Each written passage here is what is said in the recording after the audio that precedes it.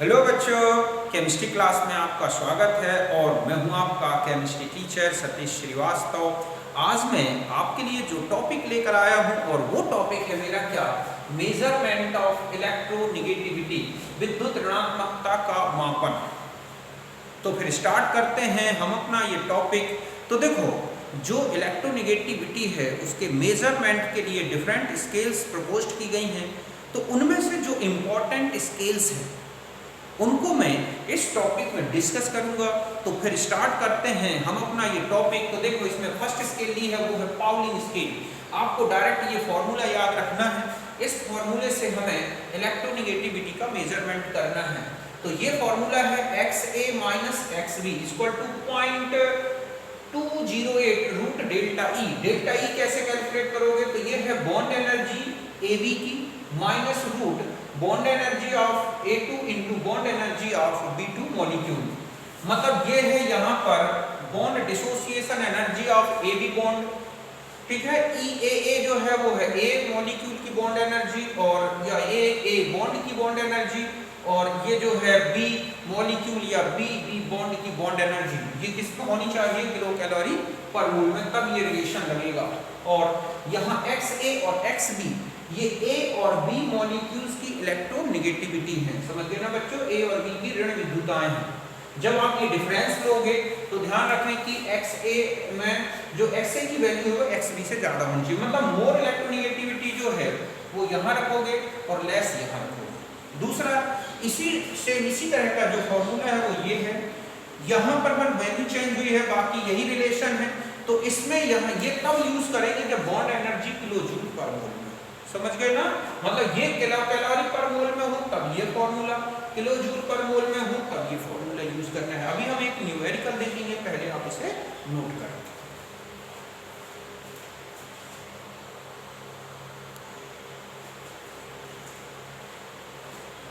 अब देखो, second method है मिलिकन स्केल।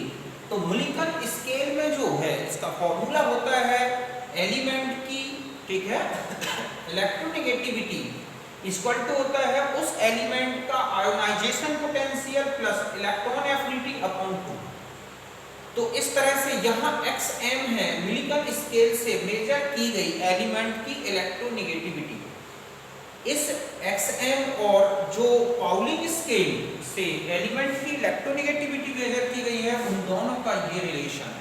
मतलब हमें मिलिकन स्केल से जो इलेक्ट्रोनेगेटिविटी मिलती है एलिमेंट की, उसे पाउलिंग स्केल वाली इलेक्ट्रोनेगेटिविटी में चेंज करना है, तो ये फॉर्मूला यूज होगा इस तरह से। तो हम इसी को ये वैल्यू इधर मतलब 2.8 से डिवाइड करना है, या हम इस XM की ये वाली वैल्यू और उसमें 2.8 से मल्टीप्लाई करना है, तो ये भी लिख सकते हैं डायरेक्ट। मतलब XP जो है, जो एलिमेंट के IP और इलेक्ट्रॉन एफिनिटी से अगर XP निकालनी है तो वो ये फॉर्मूला यूज होगा। तो यहाँ पर IP और AE, IP है ionisation energy electron volt per atom में, AE है electron affinity electron volt per atom में, ठीक है। और XP है पाउलिंग स्केल से मेजर्ड की गई इलेक्ट्रोनेगेटिविटी एलिमेंट की, और XM का है मिलिकन स्केल से मेजर की गई इलेक्ट्रोनेगेटिविटी एलिमेंट की, ठीक है। और भी XM की और भी दो फॉर्मूले हैं। अगर आपको ये जो वैल्यूज हैं IP और AE अगर ये किलो कैलोरी पर मोल में है तो इस फॉर्मूले का यूज कर सकते हैं, और अगर ये किलो जूल पर मोल में है तो XM निकालने के लिए इस फॉर्मूले का भी यूज कर सकते हैं। इसके बाद फिर हम उसे XP में कन्वर्ट कर सकते हैं। तो ये फॉर्मूले हैं मिलिकन स्केल के, तो आप इन्हें नोट करें।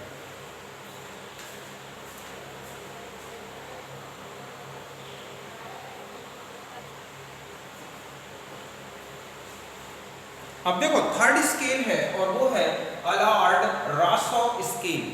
इसका जो फॉर्मूला है वो है XAR, मतलब एलिमेंट की अलार्ड-रासौग मेथड से मेजर की गई इलेक्ट्रोनेगेटिविटी इक्वल टू है 0.359 इंटू, यहाँ क्या है, into Z effective upon R square plus 0.744। जहां पर Z इफेक्टिव ये जो है ये कहलाता है effective nuclear charge of outermost shell. मतलब जिस एलिमेंट के लिए आपको ये निकालना है इलेक्ट्रोनेगेटिविटी, उस एलिमेंट के आउटर मोस्ट सेल का Z इफेक्टिव निकालना होगा, और R है covalent radius of atom in angstrom. तो ये मैंने 3 फॉर्मूले जो है आपको बताए, इनसे हम एलिमेंट की इलेक्ट्रोनेगेटिविटी कैलकुलेट करके देखते हैं, एक एक इनका न्यूमेरिकल देखते हैं। तो फिर स्टार्ट करेंगे, पहले आप इसे नोट करें।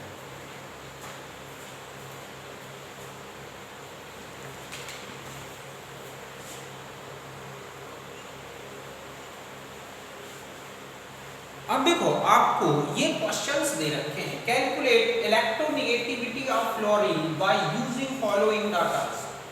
HF की बॉन्ड एनर्जी दे रखी है, हाइड्रोजन की दे रखी है, फ्लोरीन की, और हाइड्रोजन की दे रखी है इलेक्ट्रोनेगेटिविटी पूछी गई है फ्लोरीन की। तो देखो हमें फॉर्मूला क्या लगाना होगा, पाउलिंग स्केल लेंगे हम, ठीक है। तो पाउलिंग स्केल में आपको ये किलो कैलोरी पर मोल में दे रखी है, और जब ये किलो कैलोरी पर मोल में हो तो आप जानते हैं कि ये फॉर्मूला क्या होता है, ये हो जाएगा H equal to 0.208 root delta E, या हम इसी को क्या लिख सकते हैं, अब हम डेल्टा E की वैल्यू कैलकुलेट करके या हम डायरेक्ट लिखें तो हो जाएगा 0.208, यहाँ पर रूट ले लें तो यहाँ पर हो जाएगी बॉन्ड एनर्जी किसकी, HF, फिर माइनस, फिर यहाँ पर आ जाएगी EHH इंटू EFF।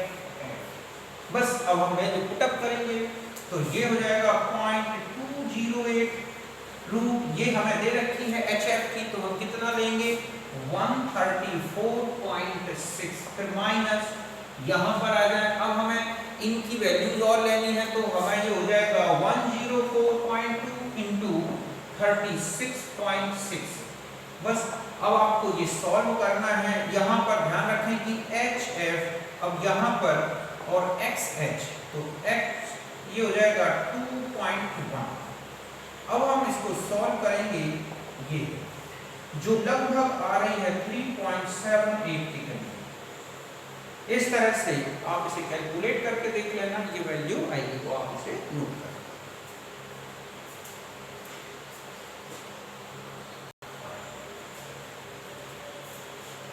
अब हम आ जाते हैं नेक्स्ट क्वेश्चन में, ये वाला, ठीक है। तो ये आपने नोट कर लिया, इसको हम हटाएं। अब हम देखते हैं कि दूसरा जो क्वेश्चन है उसे हम किस तरह सॉल्व करेंगे। तो ध्यान रखें कि जब आपको आयोनाइजेशन पोटेंशियल या आयोनाइजेशन एनर्जी और इलेक्ट्रॉन एफिनिटी इलेक्ट्रॉन वोल्ट्स में दे रखे हो और आपको क्या पूछ लिया हो इलेक्ट्रोनेगेटिविटी, तो आप तुरंत कौन सा फॉर्मूला लगाओगे, XM वाला, ये वाला मिलिगन स्केल वाला। तो ये होता है IP प्लस AE/2। तो हमें यहाँ पर क्या रखना है, ये हो जाएगा हमारा 17.42 प्लस, ठीक है, 3.45/2। एक्चुअली ये जो वैल्यू आती है, ये आएगा जो वैल्यू, ये करेक्ट वैल्यू नहीं होती मिलिगन स्केल की मेथड से एलिमेंट की। X जो है इलेक्ट्रोनेगेटिविटी, उसे हमें XP में चेंज करना होगा। तो हम लिखेंगे XM अपॉन कितना करते हैं 2.8। तो ये हो जाएगा हमारे पास 17.42 प्लस 3.45 और अपॉन में 2 इंटू 2.8। आप इसे कैलकुलेट करेंगे तो ये वैल्यू जो आएगी लगभग 3.72 के आसपास आएगी, जो कि पाउलिंग स्केल की मेथड के जो वैल्यू है 3.7 के करीब, 7.6 7.8 के करीब उसी के आसपास की। ये दूसरा कैलकुलेशन है।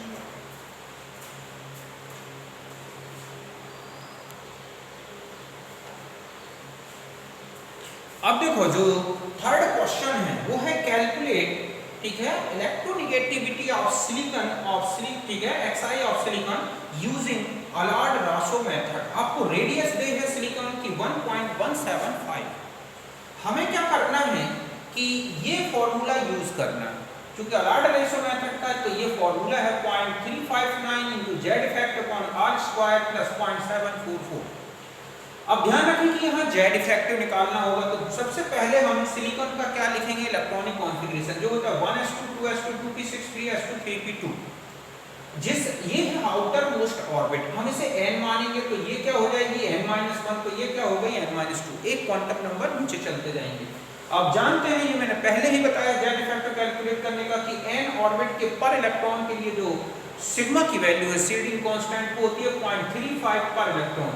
इससे अंदर वाले n-1 के लिए सिग्मा की वैल्यू होती है 0.85 पर इलेक्ट्रॉन और n-2 के लिए 1.0 पर इलेक्ट्रॉन। अब हम इसमें रखेंगे तो देखो सिग्मा हमें 3 प्रकार के इलेक्ट्रॉन्स हैं। ये तो हो गए कौन n, ये क्या हो गए n-1 इलेक्ट्रॉन, ठीक है, और ये हो गए n-2 इलेक्ट्रॉन। ध्यान रखें यहाँ पूरी ऑर्बिट के लिए हमें जेड इफेक्ट निकालना है, तो हमें सारे इलेक्ट्रॉन्स लेने होंगे। लास्ट ऑर्बिट के कितने हैं, तो 4 हुए, 4 के लिए पर के लिए 0.35, तो ये 4 के लिए हो गया, ये 8 है तो ये 8 के लिए हो गया, ये 2 के लिए। इसको आपने जेड फैक्टर निकाला, ये आ गया 3.8। अब हम आगे कैलकुलेशन करते हैं, पहले आप इसको इतना लिखें।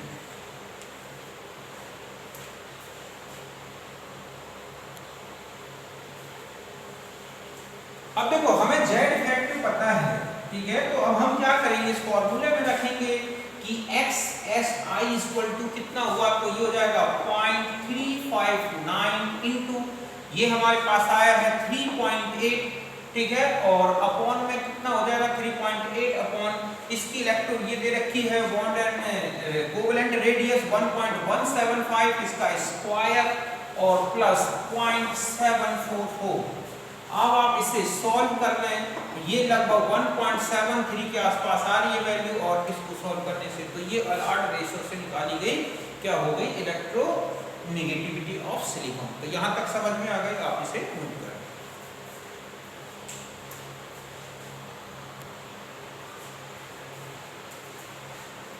अब देखो ये आपको क्वेश्चन दे रखा है कि किसी जो एलिमेंट्स हैं, कुछ एलिमेंट्स हैं जैसे कि ए बी सी, उनके फर्स्ट IE मतलब फर्स्ट आयोनाइजेशन एनर्जी और सेकंड आयोनाइजेशन एनर्जी दी रखी है।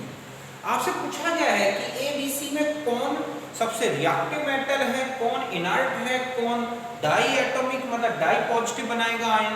तो देखो ये दे रखा है IE1 और IE2, ये 500 जो है ये वाली वैल्यू ये किलो जूल पर मोल में है, समझिए ना, ये भी किस में है, किलो जूल पर मोल में, और जो ब्रैकेट में मैंने लिखी है वो उनकी इलेक्ट्रॉन वोल्ट पर एटम है।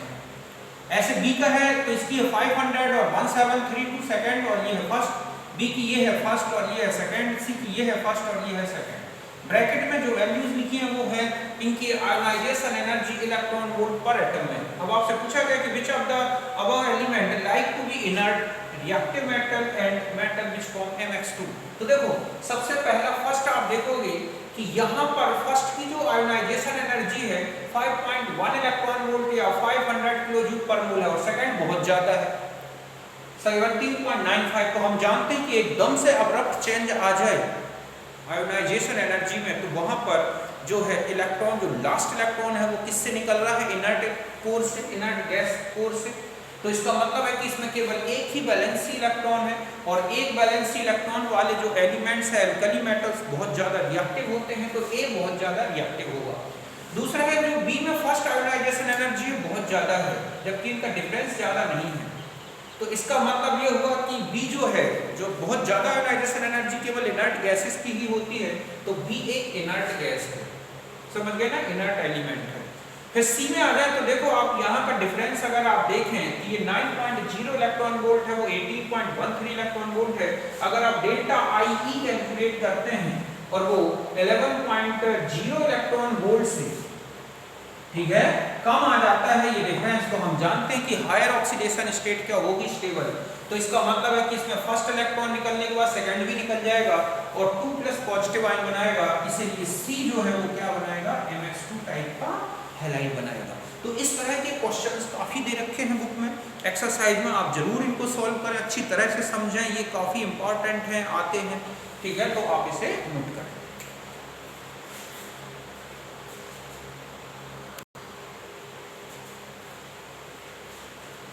अब देखो 3 क्वेश्चंस और मैंने लिए हैं, question number 1, question number 2, question number 3। Question है कि लिथियम की आयोनाइजेशन एनर्जी है 5.4 इलेक्ट्रॉन वोल्ट और क्लोरीन की इलेक्ट्रॉन एफिनिटी है 3.6। तो डेल्टा H आप इस रिएक्शन के लिए कैलकुलेट करें, किसमें, किलो कैलोरी पर मोल में। यहाँ दे रखा है 1 इलेक्ट्रॉन वोल्ट, यहाँ पर मैं अच्छे से लिख दे रहा हूँ, 1 इलेक्ट्रॉन वोल्ट इक्वल टू होता है 23.06 किलो कैलोरी पर मोल। तो देखो कैसे कैलकुलेट करेंगे। समझ गए बच्चों। लिथियम का आयनन विभव है 5.4 इलेक्ट्रॉन वोल्ट, क्लोरीन की इलेक्ट्रॉन बंधुता है 3.6 इलेक्ट्रॉन वोल्ट। पूछा गया है इस रिएक्शन के लिए कितना रिएक्शन एंथैल्पी चेंज होगा और उसे किस में कैलकुलेट करना है, किलो कैलोरी पर मोल। देखो सबसे पहले आप क्या करेंगे, हम लिथियम का आयोनाइजेशन लिखेंगे, लिथियम प्लस गैस और प्लस क्या इलेक्ट्रॉन, उसमें उन्होंने दी है आयोनाइजेशन एनर्जी जो कितनी है 5.4 इलेक्ट्रॉन वोल्ट पर एटम।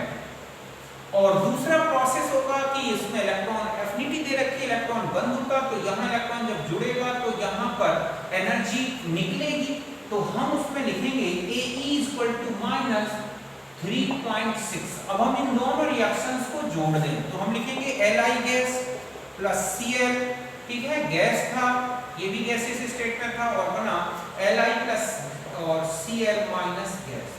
तो जो डेल्टा H हुआ ना वो होगा IE प्लस AE इनका सम, क्योंकि हेस लॉ ये कहता है कि रिएक्शन कितने भी स्टेप्स में कंप्लीट हो, ओवरऑल रिएक्शन के लिए टोटल एंथैल्पी चेंज सारे स्टेप्स के एनर्जी चेंज के सम के बराबर होगा।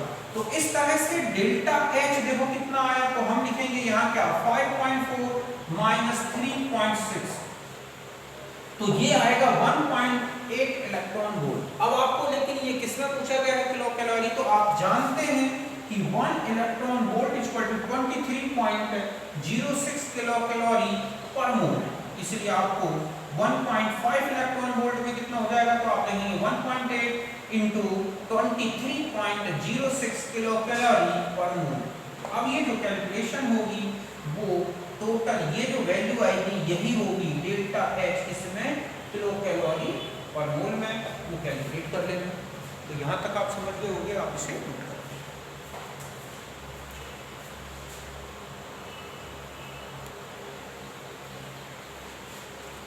अब देखो बच्चों दूसरा जो क्वेश्चन है वो है कि क्लोरीन की जो इलेक्ट्रॉन एफिनिटी है 3.7 इलेक्ट्रॉन वोल्ट पर एटम, तो वो कह रहा है कि 2 ग्राम क्लोरीन को क्लोराइड में Cl- आयन में कन्वर्ट किया जाए तो कितना एनर्जी चेंज होगा। इलेक्ट्रॉन वोल्ट की वैल्यू दे रखी है कैलोरी पर मोल में 23.06। तो देखो हमें क्या करना है, सबसे पहले हम क्लोरीन गैस को इस तरह से और क्लोराइड आयन में चेंज करेंगे। इसमें इलेक्ट्रॉन एफिनिटी दी है, इसको इसमें चेंज करने की 3.7 इलेक्ट्रॉन वोल्ट पर एटम ये दे रखी है वैल्यू। तो हमें Ae निकालनी होगी, तो हम ये है इलेक्ट्रॉन वोल्ट पर एटम में, हम इसे चेंज करना है किलो कैलोरी पर मोल में। तो हम जानते हैं कि हम ये रिलेशन ले लेंगे 1 इलेक्ट्रॉन वोल्ट = 23.06, तो हमारे पास कितना है 3.6 इलेक्ट्रॉन वोल्ट। तो जब आप इसमें मल्टीप्लाई कर देंगे तो ये हो गई 85.322 कैलोरी पर मोल।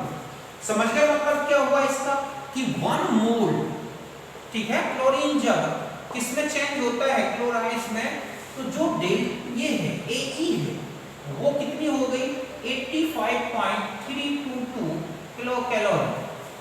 तो आपको 1 मोल का मतलब समझ गए 35.5 ग्राम, मतलब हम यहाँ ऐसा लिखेंगे कि 30.5 ग्राम Cl, ठीक है, Cl माइनस में चेंज हुआ तो वो हो गई Ae है हमारे पास, या कुल एनर्जी हम इसको ऐसा ले लें डेल्टा H आ रहा है 85.322 किलो कैलोरी। तो आपको दिया गया है कि 2 ग्राम में कितना होगा, तो आप लिखेंगे 85.322 अपॉन 35.5 इंटू 2 ग्राम। आप इसे कैलकुलेट करेंगे, जो भी डेल्टा H किसके लिए आएगा 2 ग्राम के लिए, वो लगभग 4.8 किलो कैलोरी पर यूनिट, ठीक है, फॉर 2 ग्राम ये आ जाएगा एनर्जी चेंज। तो इस तरह से इलेक्ट्रॉन वोल्ट को मोल में चेंज कर लो, इतने ग्राम मोल के बेस पर, मॉलिक्यूलर बेस के बेस पर, मॉलिक्यूलर मास के बेस पर मोल को ग्राम में चेंज कर लो कि इतने ग्राम के लिए इतनी एनर्जी, तो कितने ग्राम के लिए। तो इस तरह के बहुत सारे क्वेश्चंस हो सकते हैं, चाहे वो आयोनाइजेशन एनर्जी के हो और चाहे इलेक्ट्रॉन एफिनिटी के। तो एक लास्ट क्वेश्चन और बचता है, आप इसे नोट करो।